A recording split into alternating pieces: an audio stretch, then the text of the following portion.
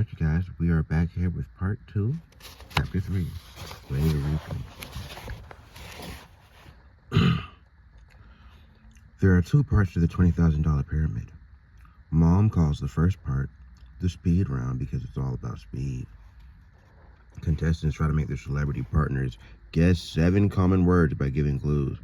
So the first word is fork. A contestant might say, "You use this to put food in your mouth, not a spoon, but if he has a brain," which Mom says he might not, the celebrity partner will say fork. And then there will be a ding, and the next word will show up on a little hidden screen. Each team gets 30 seconds for 7 words. Then the little screens swivel around, and it's the celebrity's turn to give the clues, and the contestant's turn to guess. Another 7 words, another 30 seconds. Then the screens swivel back, and the contestants give the clues again. There are a possible 21 points in the speed round, and a perfect score earns a cash bonus of $2,100.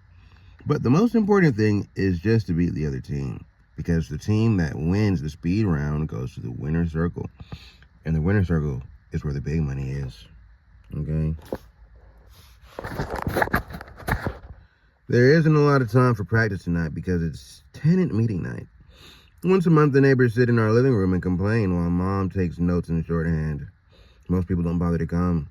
It's always the old folks who don't get asked to go many places and are mad that there isn't more heat. Sal's mom, Louisa, I feel like I read this name differently last time, but Louisa. Sal's mom, Louisa, works in a nursing home, and she says old people can never get enough heat. After the meetings, during which Mr. Nunzi, has usually burned a new hole in our couch with his cigarette. Oh no. Mom always writes a letter to the landlord and sends a copy to some city agency that's supposed to care whether we have hot water, if the lobby door locks, and that the elevator keeps getting stuck between floors. But nothing ever changes. Our doorbell is going to start ringing any minute. Mom is running through a few speed rounds with Richard while I make lemonade from frozen concentrate and open the Oreos. What a meal.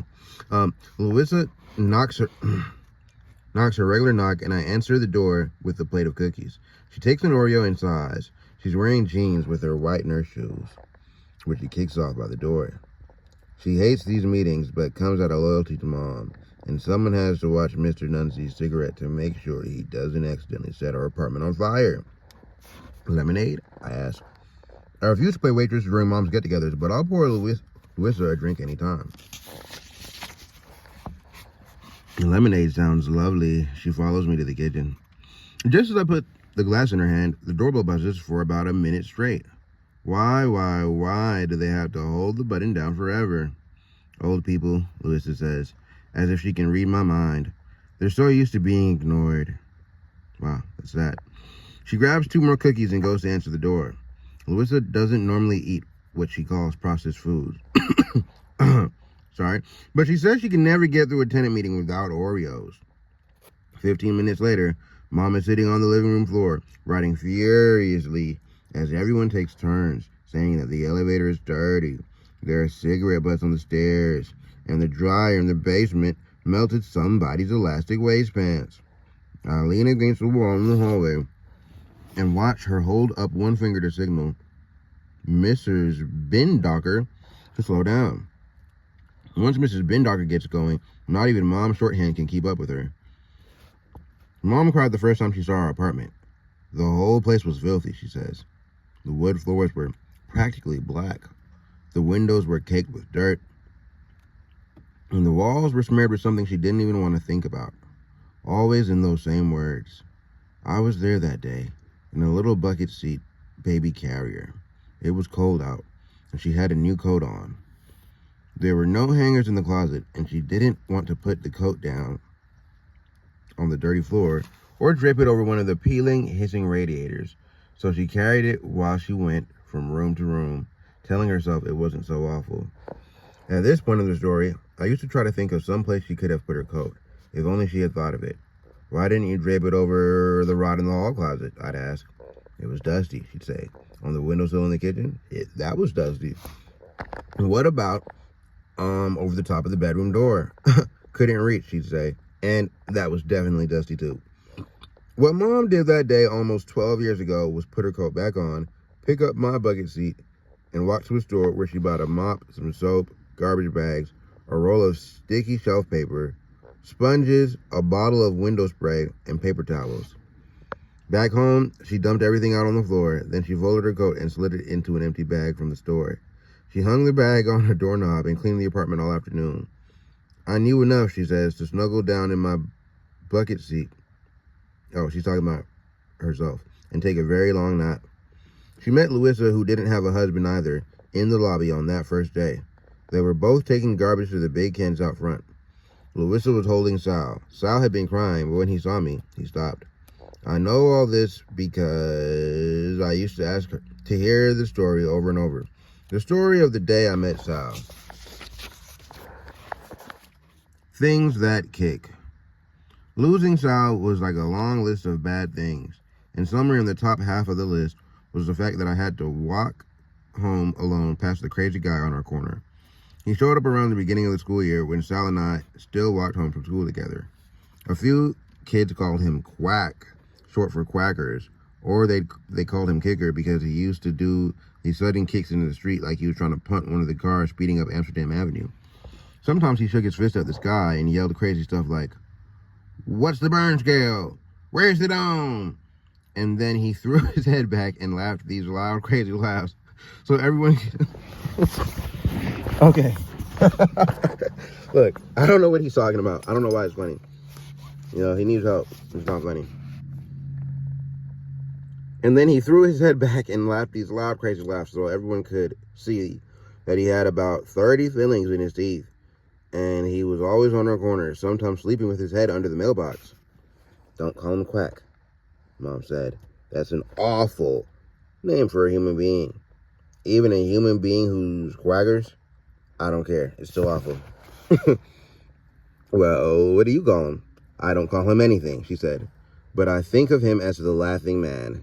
That's a beautiful name, you know? It's a beautiful thing to laugh. Back when I still walked home with Sal, it was easier to pretend that the Laughing Man didn't scare me, because Sal was pretending too. He tried not to show it, but he freaked when he saw the Laughing Man shaking his fist at the sky and kicking his leg out into traffic. I could tell. It's not funny. I could tell by the way Sal's face kind of froze, because, you know, I know all of his expressions. I used to think of Sal as being a part of me. Sal and Miranda, Miranda and Sal. I knew he wasn't really, but that's the way it felt. When we were too little for school, Sal and I went to daycare together at a lady's apartment down the block.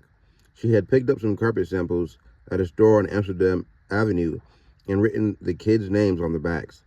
After lunch, she'd pass out these carpet squares and we'd pick our spots on the living room floor for nap time. Sal and I always lined ours up to make a rectangle. One time when Sal had a fever and Louisa had One time when Sal had a fever and Louisa had called in sick to her job and kept him home, the daycare lady handed me my carpet square at nap time, and then a second later, she gave me Sal's too. "I know how it is, baby," she said, and then I lay on her floor, not sleeping because Sal wasn't there to press his foot against mine. Okay.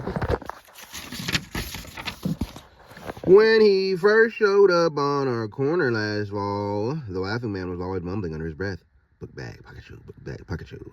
He said it like a chant, "Book bag, pocket shoe, book bag, pocket shoe." And sometimes he would be hitting himself on the head with his fist. Sal and I usually try to get really interested in our conversation and act like we didn't notice. It's crazy the things a person can pretend not to notice. "Why do you think he slips like that with his head under the mailbox?" I asked Richard back when the Laughing Man was brand new and I was still trying to figure him out. "I don't know," Richard said, looking up from the paper. "Maybe so nobody steps on his head." "Very funny. And what's a pocket shoe anyway?" "Pocket shoe," he said, looking serious. "Noun. An extra shoe you keep in your pocket in case someone steals one of yours while you're asleep with your head under the mailbox." "Ha ha ha," I said. "Oh, Mr. Perfect," Mom said. "You and your amazing dictionary head." She was in one of her good moods that day. Richard tapped the right knee and went back to his newspaper. Things that get tangled. Lucky for Mom, some of the old people at the nursing home where Louisa works like to watch The $20,000 pyramid at lunchtime. I kind of want to stop here, bro. This book is crazy. Like, what are we talking about here? What are we talking about on this page?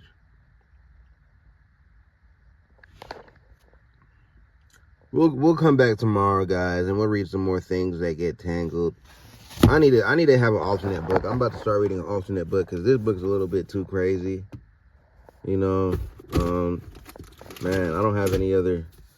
I already started reading this book, which I also didn't really like that much. But maybe I'll read a little bit more of it. No, I'm just gonna give it to the kids at my school.